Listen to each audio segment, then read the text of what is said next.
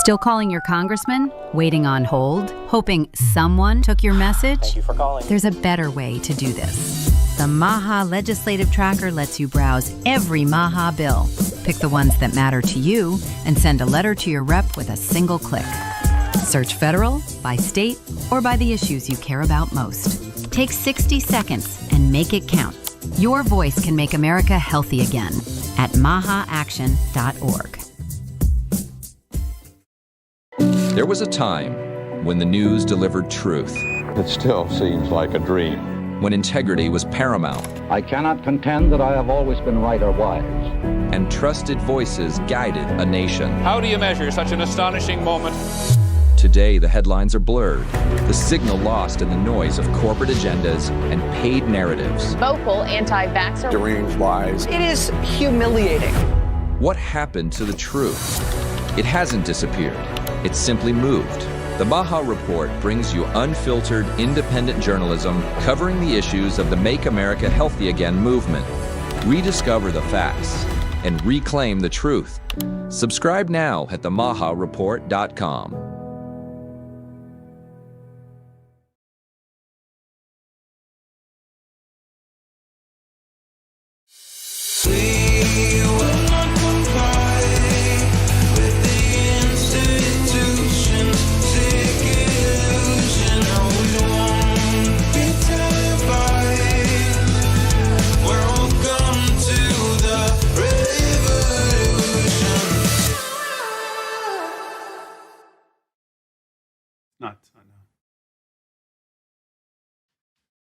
Welcome to the MAHA Media Hub, and welcome to the MAHA Revolution.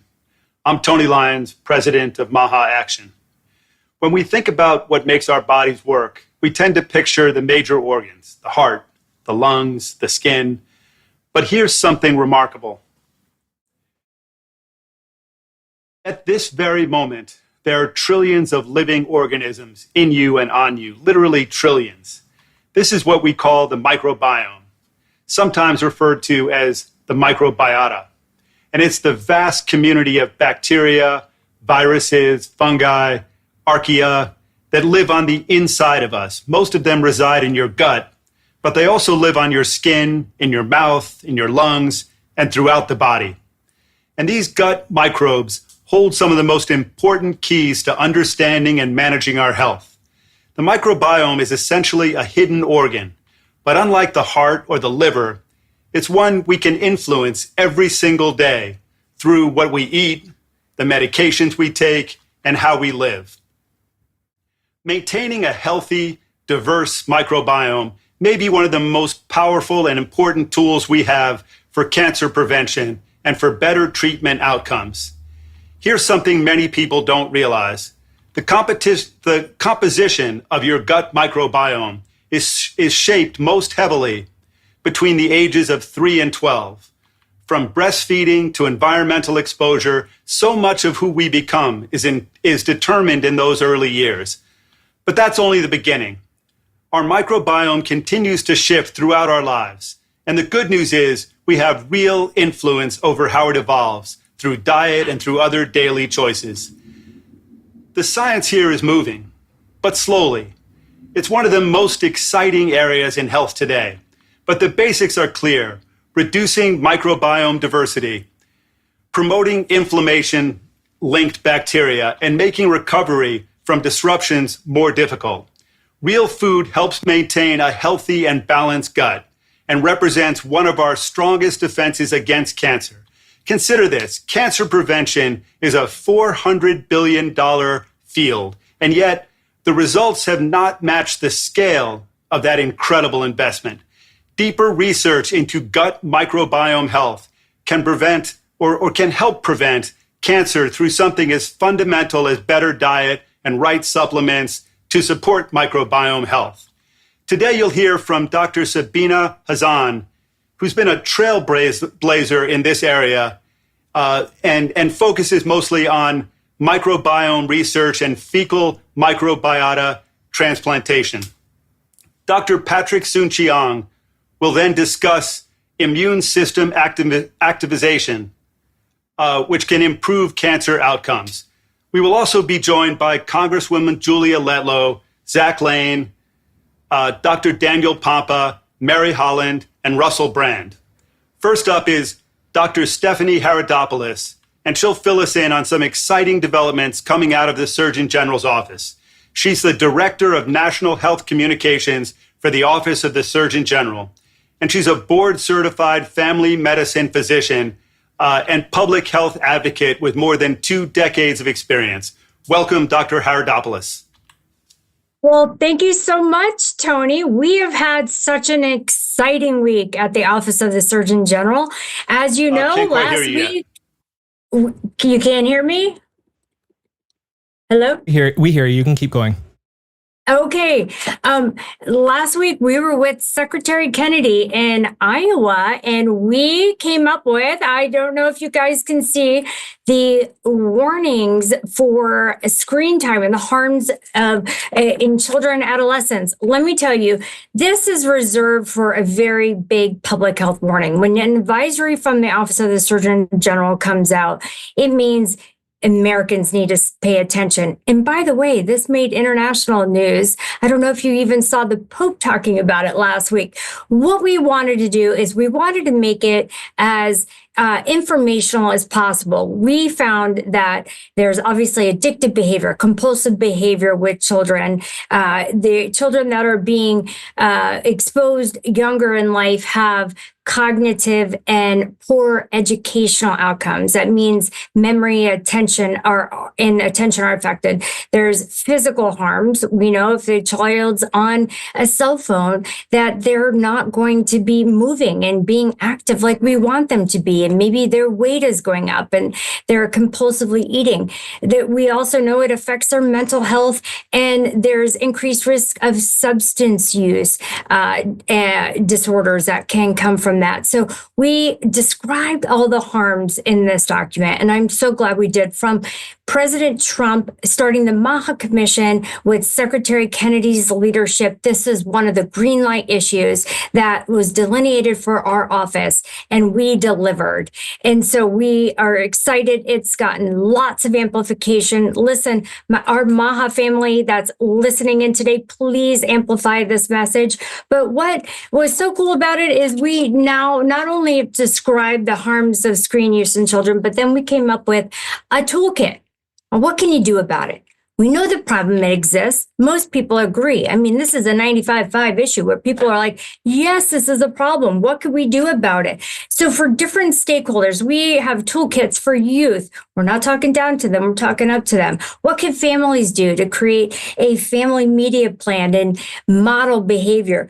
So what can schools do? Policymakers, educators, and also tech companies. What could tech companies do to help us? So this is all in the document. It's surgeongeneral.gov. If you haven't read it, I hope you get a chance to read it. It's absolutely fabulous. Secretary Kennedy is so happy about it. And we came up with the slogan, and you guys are going to love this: live real life. We're going to eat real food, get active, live real life. Back to the basics, so we can help Secretary Kennedy prevent chronic disease. This all dovetails into it. So we came up with the 5 Ds. Tell me what you think. Okay, first, discuss. Come up with that family media plan. Talk to your kids about it. Get a plan. Do. Model behavior. I think we should all lead by example. We should have some tech-free zones, maybe in the bookends of the day, in the morning and at night. Perhaps when we eat a meal, where we are all engaged and have social connection and give eye contact to each other. It's so important. Delay the screens as long as possible, whether it be, you see bell-to-bell policies coming out with schools around the nation, but some states, like even Iowa, last week when Governor Reynolds signed the MAHA Iowa Act, it prevents the youngest from being exposed to these iPads in school, and then has a working group to slowly bring it in for the rest, the older you are. So that's coming out.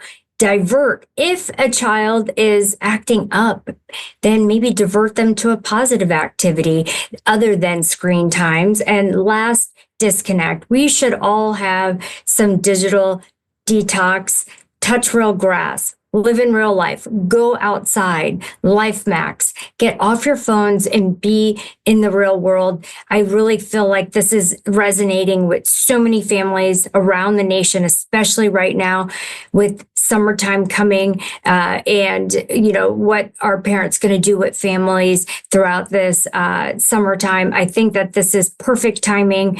The White House is so happy about this document. They put it out on their social media, and I think everyone on the line today, our MAHA family, please read it and send it out to your friends and family. It's chock full of great information. Stephanie, that sounds like just a beautiful document. Going back to basics makes perfect sense to me. Digital detox, live a real life, eat real food, have less and less screen time. All of that sounds great. Thank you so much for the work you're doing. And thanks for coming on again. Thank you.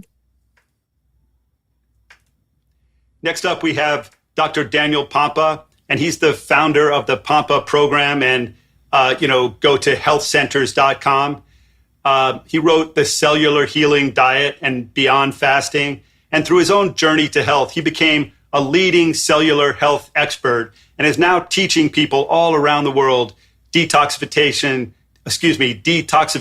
strategies. So he's a great man, a great doctor, and we're proud to have him on yet again.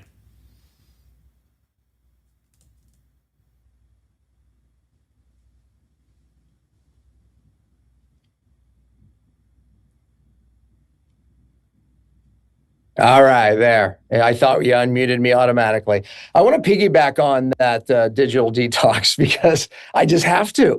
As we talk about glyphosate as being, and I'm going to talk about it, how it decimates the microbiome. But there's a show called CoComelon. How many of you are familiar with it? Have you ever seen this show? It literally was designed with the same brains that designed how to make people addicted in casinos. If you look at a slot machine, there's strategies all around slot machines to keep people there. And CoComelon used the same strategies, except this is on our kids. They literally at one point put kids in a room and watched when they stopped paying attention. So they have screen changes every 3 to 4, at max 6 seconds, just like they do in Vegas. You know why? It's dopamine hits. And the moment they change, and it has all the colors.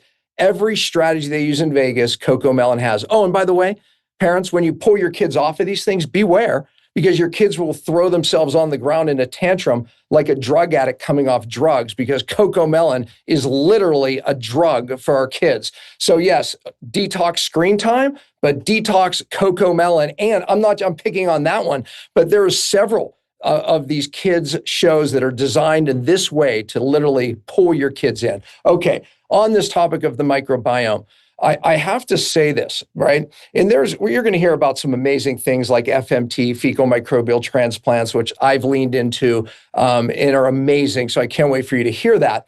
But I want to say this.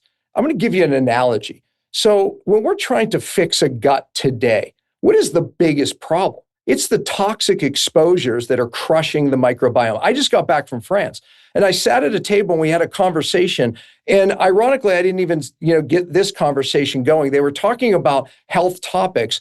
And someone at the table said, I have to say, all my friends from America have hormone problems and gut problems. And my friends from France and Italy do not. And this particular conversation was mostly about the friends in France because I was sitting at a table of mostly French people. And they said, yeah, it's amazing. Most Americans have gut problems. We don't. And I said, well, it's the 600 chemicals that are literally have been outlawed in Europe that are still being allowed in American food. See, an ultra-processed food that is driving a lot of the gut problems. We could talk about other toxins from vaccines, et cetera, are literally the problem, right? All of these toxins, and ultra-processed food isn't just whiter bread, right? Or whiter pasta. No, it is a list of chemicals. In France, they have the white bread, the processed grain that they've been eating for a long time, just like we grew up on, right, kids? Or as kids, I should say. but the ultra-processed food has a list of chemicals this long. Yeah, and here we are, downstream, trying to give people all these good probiotics, which can be very beneficial, and a lot of other treatments that they're getting at maybe their alternative or functional medicine doctor, hopefully. But the fact is what's up the river 20 miles? Because if there's a factory up the river dumping in mercury and a lot of other chemicals in the water, the fish downstream are going to continue to die, as an analogy of your microbiome. So people are spending a lot of time and effort here when they're not concerned with what's going on upstream. Okay, if we just look at one chemical, glyphosate, when we eat small amounts of this chemical, which by the way in France is banned, then what happens is it immediately affects our microbiome to a negative way. It even interacts with an enzyme called zonulin and opens up the gut, even in healthy people. But healthy people close the gut, but many people, the gut is wide open and it drives instant inflammation in the gut, decimating the microbiome. Because you know what glyphosate is? It literally is an herbicide, pesticide. It kills things. So of course it's going to have an impact on your microbiome. Guess what? Cancer. It rose 67% since 1970, 67%. But guess when we saw even a greater increase is 2006. What happened in 2006? Well, first of all, 85% of all this chemical glyphosate has been used historically from 2006 and on. And we've seen cancer rates go like this. And obviously the gut problems went like this. We can almost say that gluten allergies began in 2006. So this one chemical, add in the other toxic soup that we are being exposed to in ultra-processed foods, and that's what MAHA is about, getting to the cause that's going on upstream that's decimating the microbiome. I just want to end with this. If we are going to impact the microbiome and have an impact in cancer and autoimmune and all the chronic conditions that we're seeing explode right now, since 2000s, and even since 1990, right? We are going to have to deal with what's going on upstream. And that's what we're doing here in MAHA. But listen, parents, every parent listening, you have to control what's coming into your house. You cannot make exceptions today in this country. If you're not eating 100% organic, beware, because you will fall victim to one of the chronic diseases and statistics, and you won't fix the microbiome. Let's pay attention to what's upstream. Thanks, Tony. Dr. Pompa, that was really great. I mean, it's just so important. Detox tech, detox TV, detox junk food, detox the 600 chemicals in the ultra-processed food that we eat. I mean, this is just a toxic soup. We can do better. They do better all around the world. And, we just need to start doing better here. So thank you so much for coming on yet again and for all the work you do. Yep, thank you. Next up, we have Russell Brand. And, Russell has been wrongly accused. He's been vilified, persecuted, deplatformed, demonetized, censored, prosecuted. But he always stands by his convictions. And he's always really trying to get the truth out there. And so we stand with Russell Brand. I stand with Russell Brand. And he's the author of an incredible new book, How to Become a Christian in 7 Days. And it's currently being censored, in the UK. It's getting to the point where to get the truth, to get books that are worth reading, you have to really fight for it. So if you want this book that the UK government doesn't want you to read, and that probably the US government or parts of it don't want you to read, do it while you still can. Welcome, Russell. Great to have you on again. Thanks, Tony. Thanks. It was good to see Dr. Pompa there. He's been incredibly helpful to our family, in particular with my little boy. He helped us. My lad has DeGeorge syndrome, and he helped us locate a dentist that was holistic. He's helped us in a number of ways. It's a great honor and benefit to be part of this community when it comes to. Sometimes I find it difficult to locate, because there are so many vast ideas, big food, big agriculture, the idea that sometimes you feel you're living in a 360 sphere of intoxication and contamination, that the information you're given is not true, the food you're given is not good for you, the media contaminate information before you receive it, big pharma sell and facilitate medicines that are not beneficial. it's hard to locate yourself in a position of trust. It's very, very difficult to do that. Sometimes I feel, Tony, that really what we need is to live in a tangible and relational world, meaning I'm part of a community. I offer what I can to that community. We act in good faith together, not with an obligation to be perfect, but with an obligation to be authentic and honest. Very interested, mate, in food independence, health independence, energy independence, because I simply do not believe there is a way for us to reliably survive if we don't address deep systemic problems. Today on our show, we were talking about the, what's that thing called?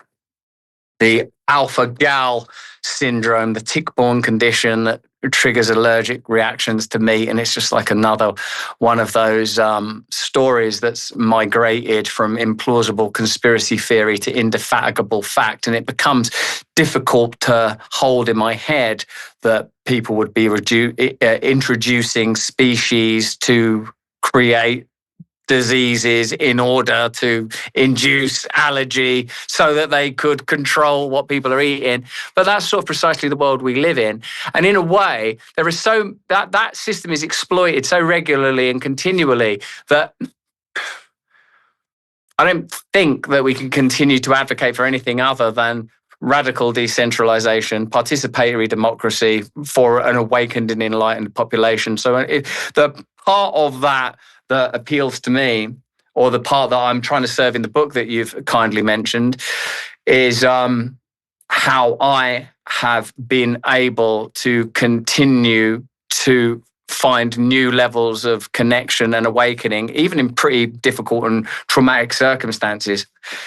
The other component is, of course, participatory democracy and how to change, or at least liberate ourselves from, if we can't change, these institutions that week after week we listen to ways that, oh, wow, there are carcinogens in our food. Oh, the information they're giving us is not true. And Tony, I didn't realize, what do you mean that the book's being censored? What are you saying about, what do you mean about that, mate? How is the book being censored? I mean that if you go on to Amazon in the UK, you just can't buy the book. It's just not there. It's been, the buy button's been taken down. And that's what happened during COVID here with all kinds of books. Who's doing that? Is that happening inside Amazon or what? How's that happening? It's kind of hard to get to the bottom of it, and it's always been really hard. During COVID, it happened here all the time. Like with stuff with Secretary Kennedy's books and stuff. Yeah, I mean, Bobby's book was sort of de-amplified, so you had to type in the entire title, type in the author's name, type in the publisher's name. They just tried to make it really hard.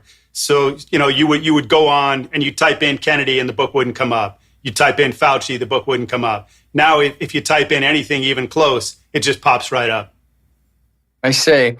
Well, I don't know, one wonders what the actual practical relationships are between, I don't know, the UK government and Amazon and how that operates. But isn't that what we've been trying to understand, I reckon, from the sort of 50s and 60s onwards? Corporate and commercial interests and where they intersect with the state. How does that work? How does that operate? What kind of tax benefits do they get? What kind of advantages do they provide? What kind of back-end information do Google and Meta give to governments? What do Apple fit their phones with backdoor access to governments? It's pretty vast, man. It's pretty vast. Food independence, energy independence, food independence, energy independence, founded upon spiritual awakening.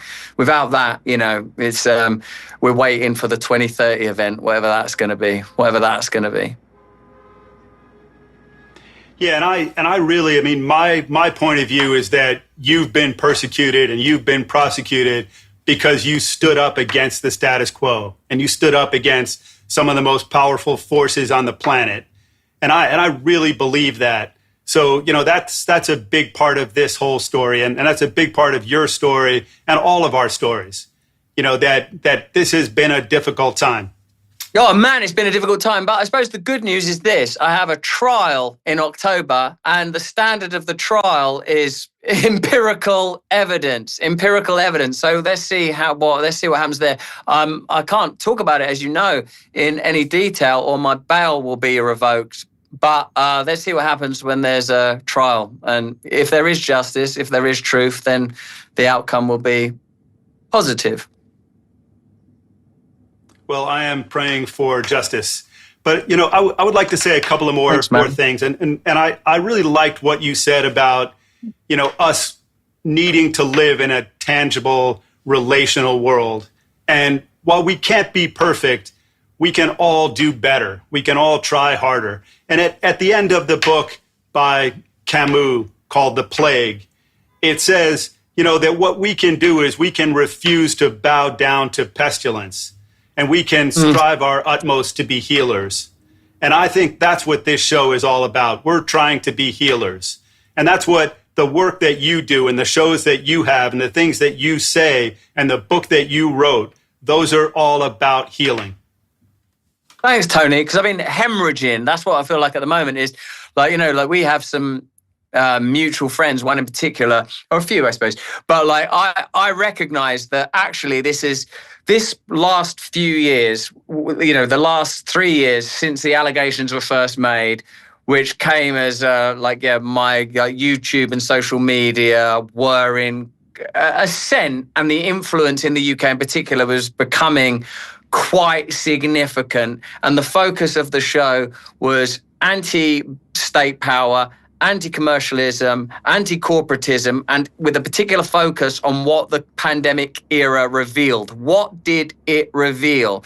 Not necessarily what happened. What happened is also interesting, but it revealed that regulatory bodies and big pharma and state have the capacity to work together, that the media are not investigatory when it comes to significant matters. Yesterday I watched that Good Night and Good Luck. It's like a Clooney film about Edward R. Murrow and his brave stand against McCarthy and McCarthyism. Now you wouldn't have the media making that kind of stand. Now the media would support a government inquiry. Any government inquiry or endeavor that disempowers independent voices will be supported by the mainstream media, because the kind of fascism we face now is fascism where institutional power operates as one sole fist, crushing the human spirit with the ultimate goal of instantiating a one world global government. That's the ultimate aim. 2030 will be a significant event. There will be numerous significant events,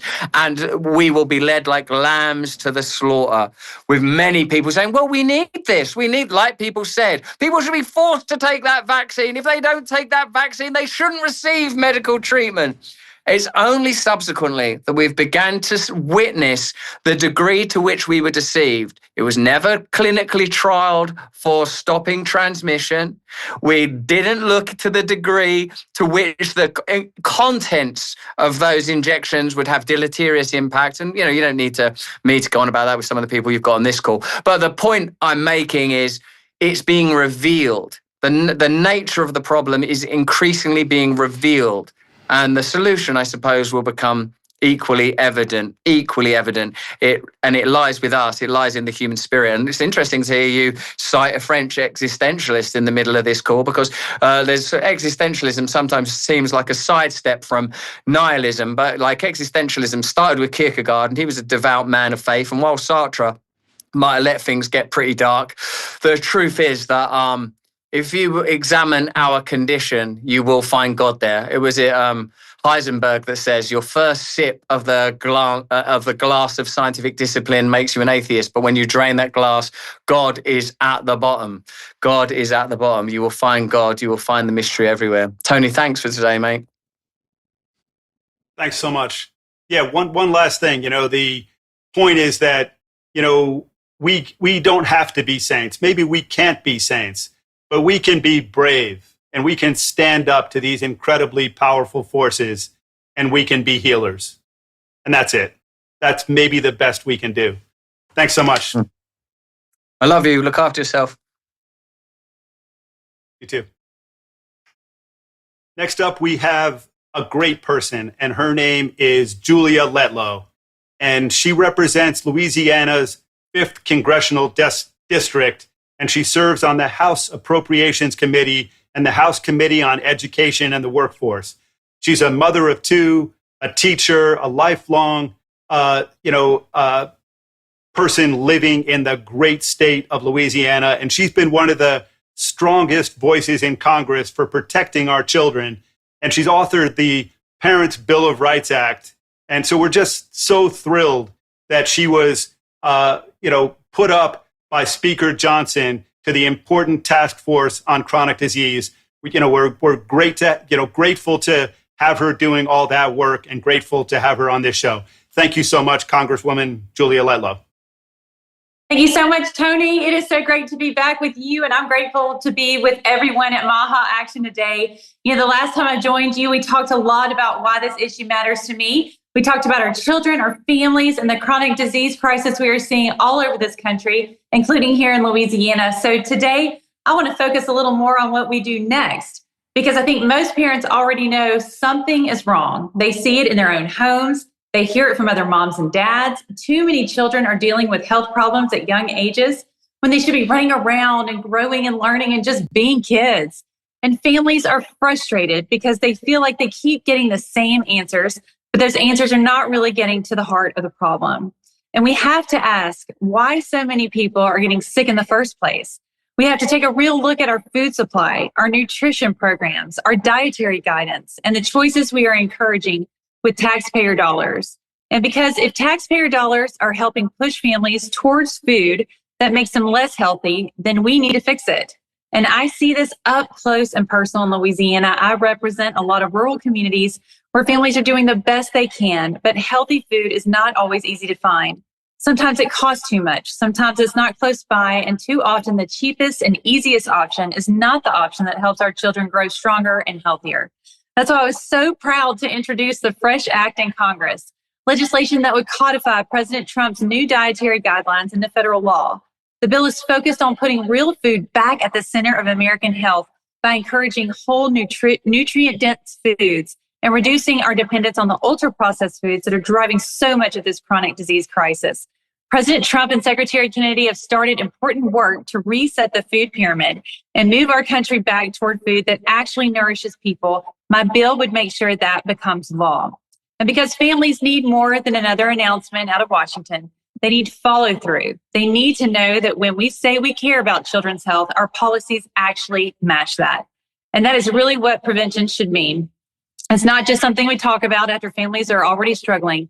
It means getting back to the basics, real food, honest labels, better guidance, more support for the farmers and producers who feed our communities, and federal programs that point families toward healthier choices.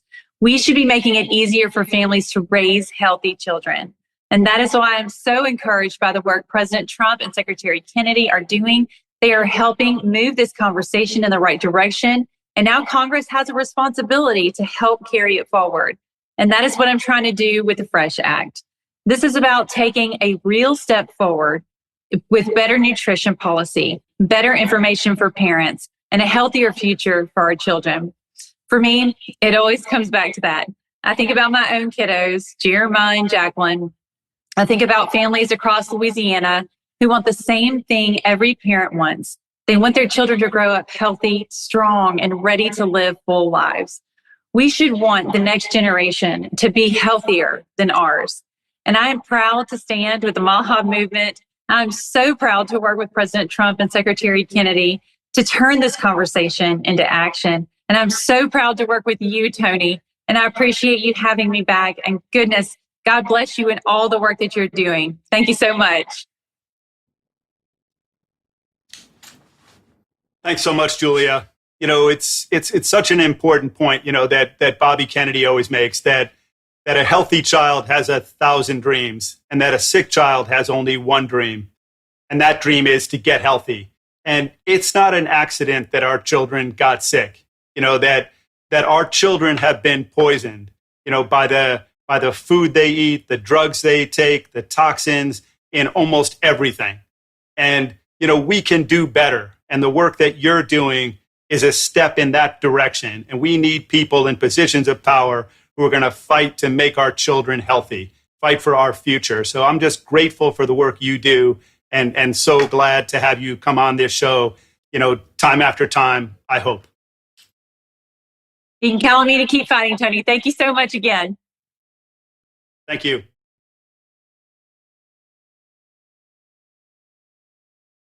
So I would first like to say one thing that, I'm really proud of the work that we did to help Julia Letlow beat Senator Cassidy. Senator Cassidy was an obstacle for people who care about children's health and about public health generally. And Julia Letlow is going to be such an important person in the Senate and such a fighter for the things that we all care about. And we played a big role in that. And what we showed is that even though we don't have tens of millions or hundreds of millions of dollars, we pack a really strong punch. And that we got, we spent a lot of money on ads and on all kinds of things, but we also got our influencers out there day after day fighting to help Julia get that victory and helping to make sure that Bobby Kennedy gets the opportunity to complete the mission that he set out for all of us and that we are all part of. And so it was a great victory, and I'm proud of it. And I thank all of you listening to this show for the work that you did, because it took all of that work to get the job done. Next up, we have Dr. Patrick Soon-Shiong, and he's a surgeon, a scientist, an inventor, and just an incredibly smart guy. And he's the founder and CEO of Immunity Bio, a biotech company focusing on therapies that activate the immune system to fight cancer and other infectious diseases. So he joins us today to discuss how immune system activation can potentially cure all forms of cancer. And he will also look at the Ebola crisis and whether the immune system can be activated to fight that and all kinds of other viruses. So he's really at the cutting edge of, public health at this moment. And just so glad to have you on, Patrick. Thanks for coming on. This is your second or your third time, but just great to have you here. Thank you for having me, Tony. It's such a great pleasure to come back on, especially at this time of crisis in the world with regard to the Ebola. And, you called me yesterday, and I felt it was important for me to speak a little bit about the immune system again. I want to be clear, though, and I want to thank Secretary Kennedy, who is really now moving very, really efficiently to establish what I consider the modernized FDA. And as you may be aware that, when we had a podcast with Sean Spicer, we received a warning letter because I spoke about IL-15. And I don't think the audience, and I've made a commitment to the current FDA that this is what we will be speaking about. I'm not sure if you have that slide, but this booklet is not me. This booklet was written, believe it or not, in 2007 by the National Cancer Institute, together with the FDA, together with every academic institution in the country, together with the thought leaders, to identify the most important molecules that could cure cancer. So when I say the word could cure cancer, I'm quite literally repeating this paper submitted by McCheever in 2008 that detailed this report, and the title of the paper is 12 immunotherapy drugs that could cure cancers. So for complete disclosure to your audience, and so that there's no mistake, there's no desire to promote any drug. And I think the confusion the FDA has, it turns out our drug is this molecule called IL-15. So today I'll speak about IL-15. And what's exciting, in 2007, this workshop ranked out of 104 molecules, the number one molecule, IL-15. So let's speak to why that is so important. IL-15 is the molecule that your body makes, that God gave us to stimulate a cell that God evolved for 450 million years called a natural killer cell. It's literally nature's first responder.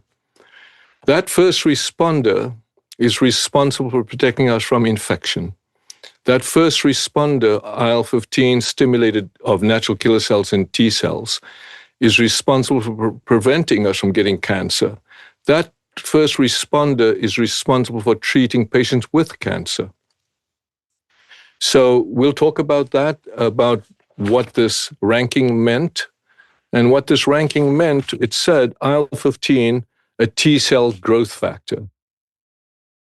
The government valiantly tried, since 2017 now, almost 20 years, to develop this IL-15 molecule and could not successfully develop it, even though it was ranked number one. Well, excitingly, without going into any promotional, without naming any drug, we have now shown that when you stimulate natural killer cells with IL-15 in any form, and I hopefully that anybody can go develop this IL-15 and take it through clinical trials. Well, we did take it through clinical trials, and in bladder cancer, which is now approved, called BCG unresponsive bladder cancer, it failed all BCG for a thing called cyst plus papillary disease. Not only did we find we could actually treat the cancer, but prevent the patient from having a radical cystectomy and have long duration. Well, what does that mean today, in today's terms?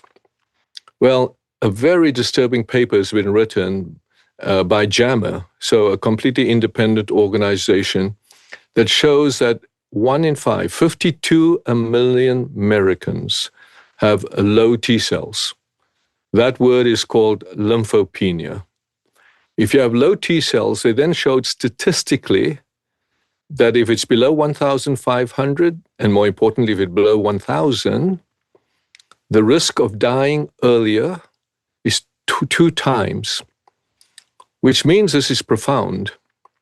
If as we age, or as we have disease, as we have cancer, as we have heart disease, chronic disease, if your T cells are low, as measured by a count called absolute lymphocyte count, or ALC, you have a risk of dying earlier, whether you're without disease or whether you have cancer.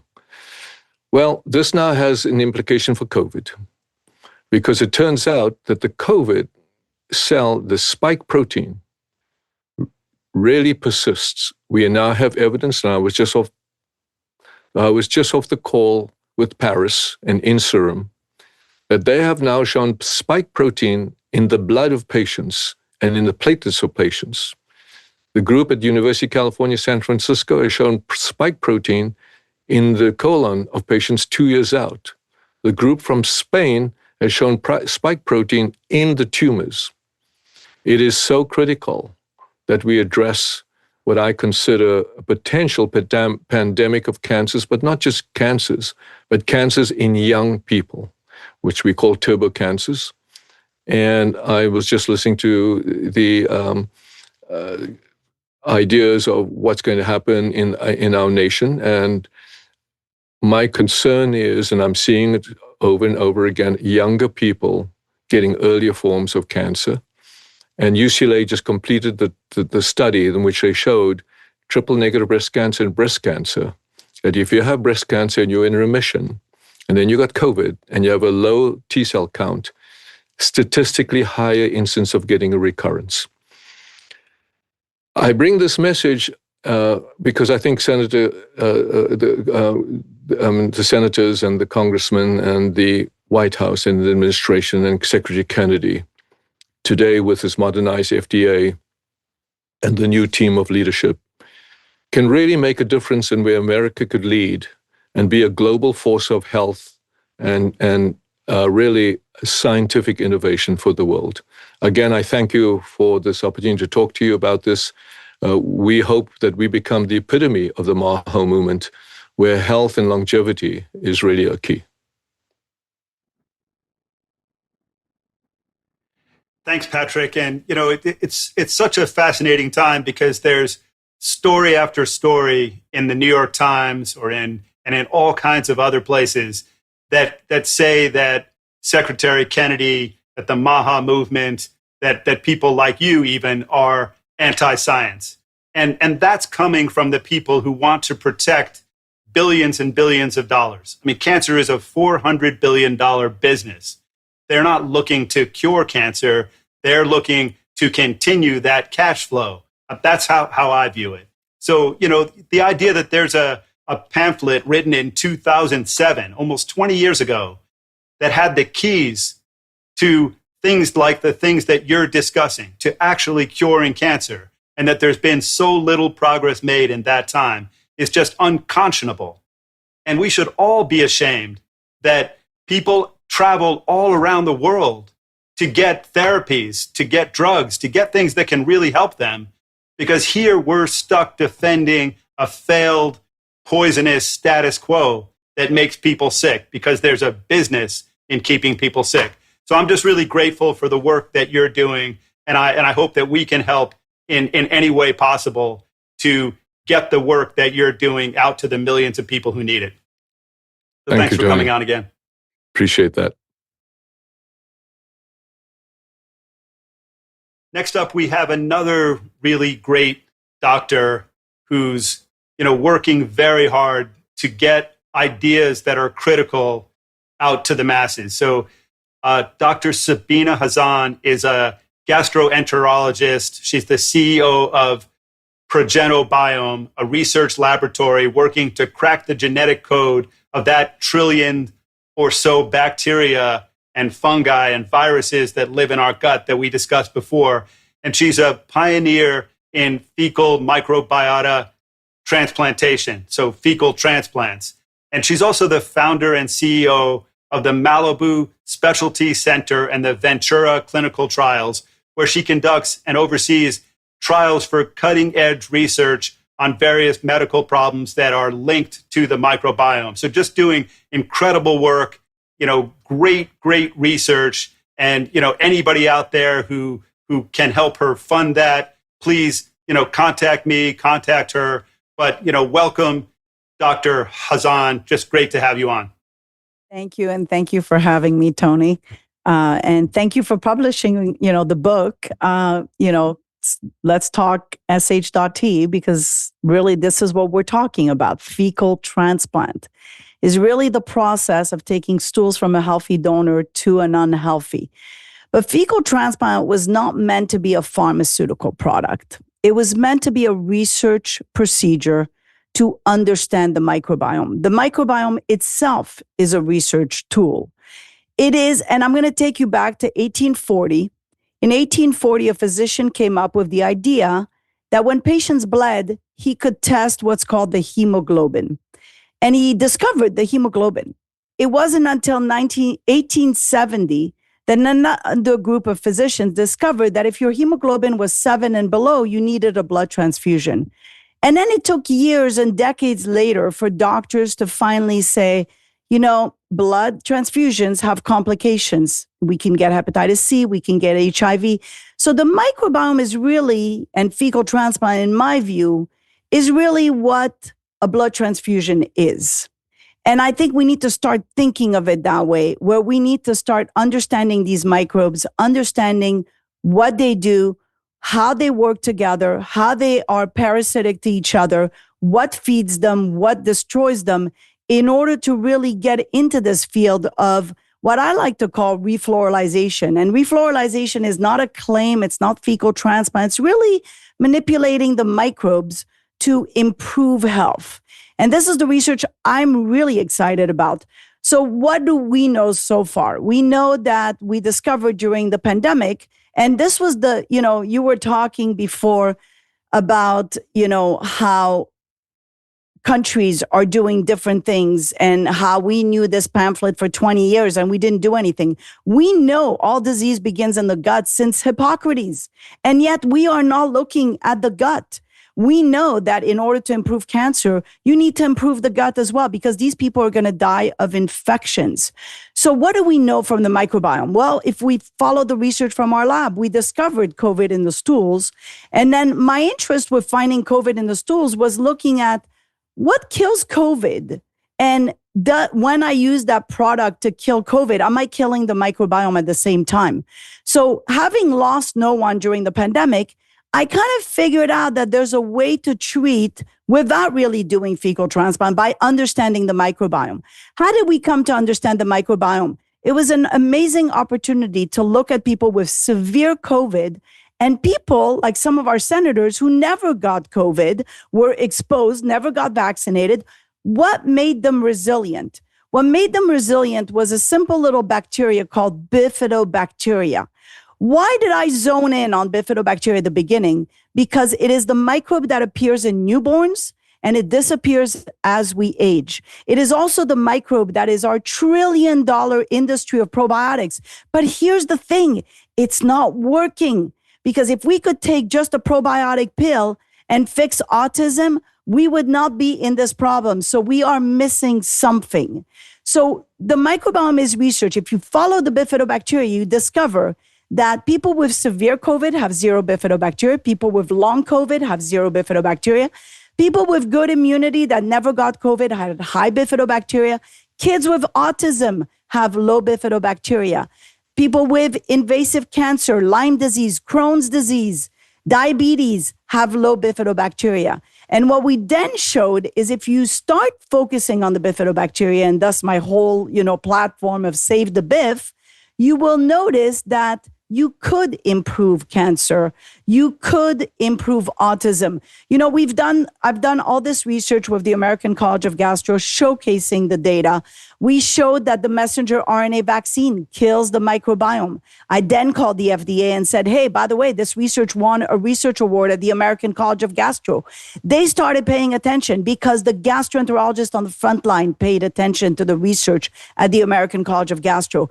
What is unbelievable to me, and this is where the corruption lies, is that we are not able to publish all this amazing research. The last research that won the best research award, one of the best research awards at the American College of Gastro, was taking two twins that had zero bifidobacteria. Both of them had the same identical species of microbes, removing those species, improving the bifidobacteria, and improving the speech of those two identical twins. This is a breakthrough in autism. The judge at ACG said this is a proof of concept. We need to get this proof of concept to move forward. It should not have to take 5 years to get a protocol approved by the FDA, and it shouldn't have to take millions to get money to showcase that that a blood transfusion helps a patient that's bleeding. This is where we're at right now. People are losing bifidobacteria. How do we replenish it? How do we improve them? We need to move forward, and I've been this voice because I see things that nobody sees, and it needs to move forward. This train needs to move forward. And I'm trying to do it the right way with the FDA, with all the scientists, talking at all these meetings with doctors, going to all these doctors and bringing them on my path. But it is not easy, as you know. So thank you. Yeah, thanks so much for coming on and for all the incredible work you do. And it's it's such a great point that these things are not hard to do, but they're really powerful forces that are trying to prevent it, because health is a business. And people like you who are fighting to really get to the bottom, get to the heart of it. I mean, you are the microbiome protector. You're the warrior for the microbiome. And what people need to do is often not that expensive. They need to eat healthier food. They need to get outside, get dirty, get sunlight, eat healthy food, eat real food, all of those kinds of things. And so the work you're doing and the path that you've gone down is really just God's work. And I'm grateful for it. And I know that many of the people watching, that all of the people watching, are very grateful too. And I hope that you get the funding you need, and that you continue to change this narrative in ways that it needs to be changed. Thanks so much for coming on. Thank you, and thank you for having me. Next up, we have another warrior, and her name is Mary Holland, and she's the CEO of the incredible nonprofit Children's Health Defense. She's a prolific author, former professor at NYU, and she's been advocating for protecting children's health for over 20 years.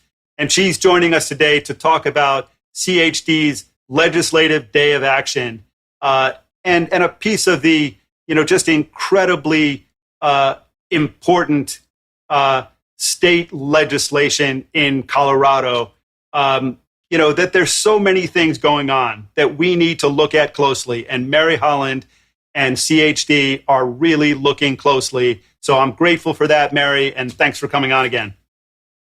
Tony, thank you so much for having me. And it's such an honor to follow people like Dr. Sabine Hazan and all the other people that you bring on. These are the warriors for truth and for health. And so I'm just so happy to be here.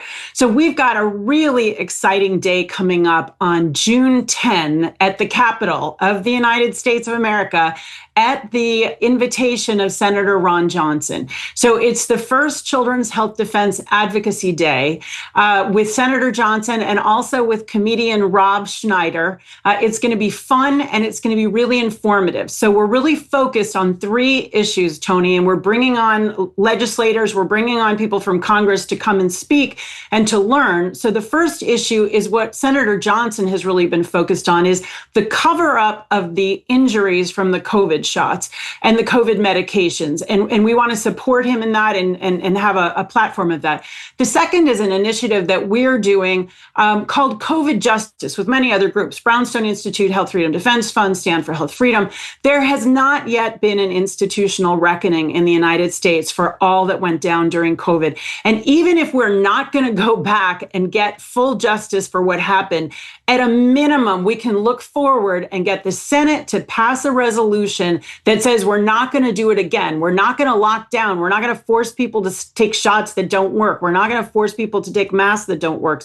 So we have something called covidjustice.org. We ask people to sign that resolution. We'll be talking about that. We'll also be talking about our work on wireless radiation. Wireless radiation is a very serious threat to human health, in particular to children's health, who are more vulnerable than anybody else.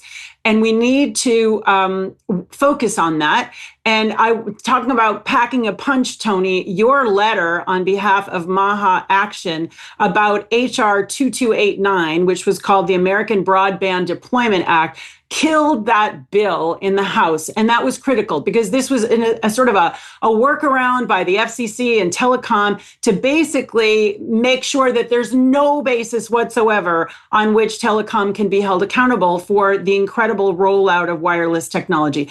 We have got litigation right now against the FCC that they've not complied with a decision of the Circuit Court from 2021 that they have to put in place health guidelines because this is such an unregulated, very genuinely dangerous area. Last but not last. So then in the evening on June 10, we have a viewing of a really great film, Duty to Disobey, about what happened in the U.S. military during COVID.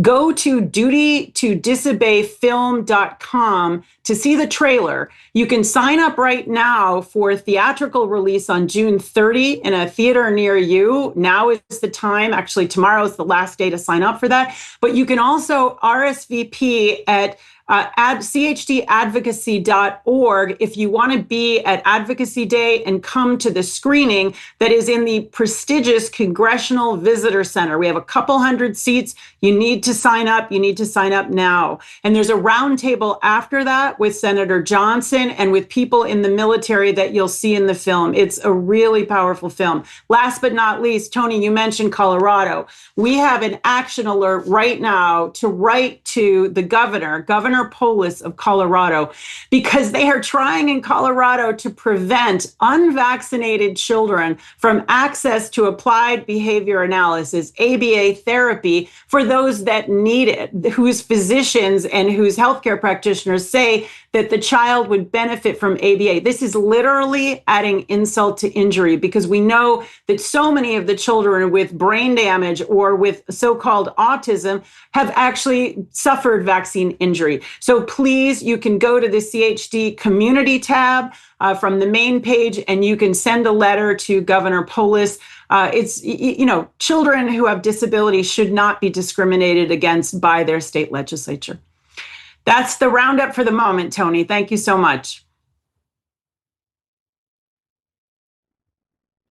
Yeah, thank you so much, Mary. And it's so important that people keep focus on what's happened. On the COVID cover-up, on the COVID vaccines that harmed millions of people all around the world.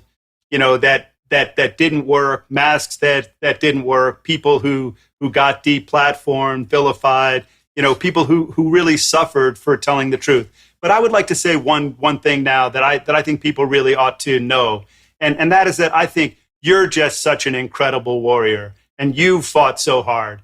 And what I know happens to people like you, and it's happened to me too, in various ways that I'll describe at other times. But the point is that that you've really suffered, and that people write hit pieces, people attack you in all kinds of ways, and they do that because of the incredible work you're doing, and because you're a threat to, like I said before with some of the other people who came on, you're a threat to a revenue stream. So anybody who writes those kinds of articles, they should be ashamed, because they are co-conspirators with the companies that are poisoning their own children. They should be ashamed, and we should be ashamed as a country to allow people to write those kinds of things and to say those kinds of things against people like you who are fighting to protect our children. So I'm just really grateful. And, anytime anybody sees anything written about you anywhere that's negative, I'm going to say I can vouch that, that is a scam. That is a lie. That is vilification. That is censorship. That is propaganda from people trying to poison your children. So remember that, and thank you. Thanks for coming on. Thank you, Tony. Next up, we have Zach Lon, and he is a sixth generation farmer, educator, businessman, and he's just a great man. I mean, I've been really fortunate to meet Zach, 20 or 30 times. He's a MAHA endorsed candidate running for governor of Iowa. And, this is the kind of person who we need out there fighting for us. And his policies focus on helping families and children and farmers and protecting them from corporate control, corporate corruption, and the same kind of propaganda, censorship that's been getting in the way. When Patrick came on, to think about something that's been available, that's been accessible intellectually for 20 years, but we couldn't get the benefit of it. Zach is the kind of guy who's going to fight to make sure that our families, that our children, that all of us get the benefit of real progress, of the progress of real science. So he's an incredible man, and I'm just grateful for the work that he's doing. And welcome, Zach Lon. Hey, thank you, Tony. I'm in Sioux City, Iowa today. I just left taking my grandma, who turns 94 years old next month, to vote. And so our election is actually coming up very soon. So that was a really big thing that I was able to do. First, I just want to say to everybody that's in the MAHA movement, just thanks to everyone who's been so welcoming to our message as well. There's been just a tremendous outpouring of support from people. We are really fighting in many ways for a lot of the principles that, Bobby Kennedy is trying to fight for in Washington, D.C. And even recently in Iowa, we had the MAHA bill passed, which Secretary Kennedy came in for the signing of it. And that's a great piece of legislation. That's a great first step in the process of, reducing screen times for kids, getting junk food off of benefits, having healthier meals for kids. And all of this came about because of this movement. It really did. And I want to just make sure I'm mentioning how impactful this really is. I think a lot of times what we can do is get focused on what's happening in Washington, D.C. And my focus really has been on what's happening in the state, especially in the state of Iowa. I've talked about this many times, but the state of Iowa, we've really been working to change the narrative here. We have the fastest rate of new cancer ever recorded in the history of the world in the state. We also have some of the most polluted tributaries in the United States, and we're struggling with clean water. And so as we've been going around on this campaign talking about these things, it's been very very interesting and encouraging to watch how some of these narratives are starting to be picked up from people on both sides of the aisle, because it's just something that people should be able to count on, is having clean water and being in a place that you don't have a higher risk of getting something like cancer, and having the ability to have kids that are healthy. One of the things we're calling for is to have 80% of the food served in Iowa's public schools grown right here in the state of Iowa. We have the ability to do it. We have some of the best farmers in the country. We have people on the sidelines that are really waiting for a market to open up to start smaller farms and homesteads. And we're fighting for those things. And I think that that's an important thing for us to remember, is that on the state level, we really can enact great change. And oftentimes we can do it quicker than what would happen at the federal level. Both are important, but I encourage people to really get involved in their states. And we see some great examples of governors around the country that are doing these types of, putting in place these types of principles. And a lot of that is thanks to the MAHA warriors, including, watching some of the effects that they've had on just up in Washington, D.C. with getting the pesticide shield provision pulled out of the Farm Bill. That was a monumental win for the movement, And so when we're looking at this, at what we're doing, we're trying to make Iowa a beacon for those that want to have healthier food, that want to have a clean environment, that want to have things they should be able to count on for their kids, whether it's good education or safe communities or clean water. And we want this to be an example for others around the country. And so I just want to say thank you to everybody that's been in so much in our corner during this entire process. And we are going to fight we have 6 days left in this primary. We're in a very good spot. We're going to fight. And I just want to say thank you to everybody for all they've done, for the outpouring of support. So thank you, Tony. Yeah, thanks, Zach. And, let me just say very clearly that I keep saying Lon, and it's Zach Lane. I apologize, Zach Lane. And, that's a name that I hope all of you remember, because Zach, you've just been fighting day after day. And that's why I've seen you so many times, because you've been traveling around the country. You've been in DC, but then you've been traveling all around your state, trying to get to everybody.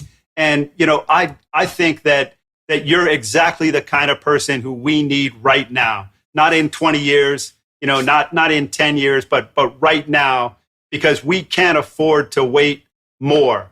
We can't afford to have people in positions of power who will let any corporation poison our children and give liability shields to the companies that poison our children. So you are doing incredible work, and I'm just so grateful, Zach. And it's great to have you on, and great to have you out there working hard for us, for all of us.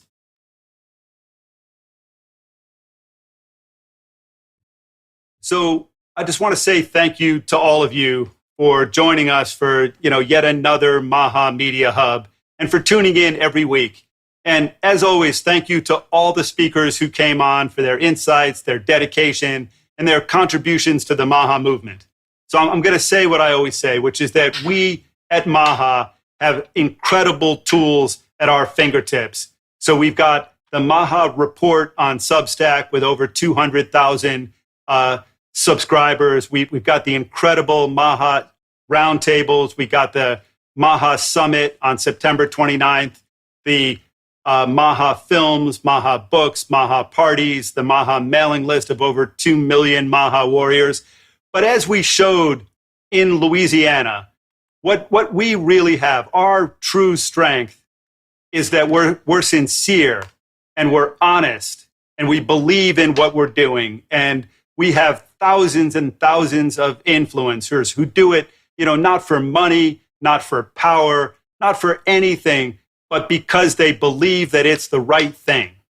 And, like I said before, they know that they can't be saints, that none of us will be saints, but that we can be healers. And our influencers get to 200 million people every day, 200 million different people. And we're going to fight in every way we can, in every state where we can have an impact. And we overwhelmingly, we want to help this administration and Secretary Kennedy continue to have the important wins that we believe are possible. And with your help, with all of your help, we've achieved incredible things, incredible, changes in the laws and in the perception that millions of people in this country have. And we believe that can lead to victory after victory. So following this call, you're going to get a long email that's going to have clips from this show, but it's also going to have calls to action and things that you can do all around the country. So one of them is please call Governor Polis of Colorado and urge him to veto HB 26-425. So unvaccinated children in Colorado are not denied any kind of services. And then join Children's Health Defense in Washington, D.C. on June 10th for Advocacy Day on Capitol Hill. So thank you all for joining us. We look forward to seeing you next Wednesday at 4 p.m. Have a great week and a great weekend. America's children are sick, and moms have been betrayed. The time for empty promises, long past. Now is a time for action. MAHA is the most powerful force of collective action in generations. The grassroots power of moms and activists has created an army of health warriors with more reach than all mainstream media combined. Together, we can end the chronic disease epidemic. MAHA's influence is reaching millions. It's reaching Congress. And that energy, these chain reactions, are working. How about Operation Stork Speed? Dozens of food companies removing toxic ingredients. I plan to lead by example. MAHA is now. We're talking about how to change the culture. The American people want America healthy again. It is a renaissance moment in health in America. For health, freedom, and the truth. Join us at MAHA Action.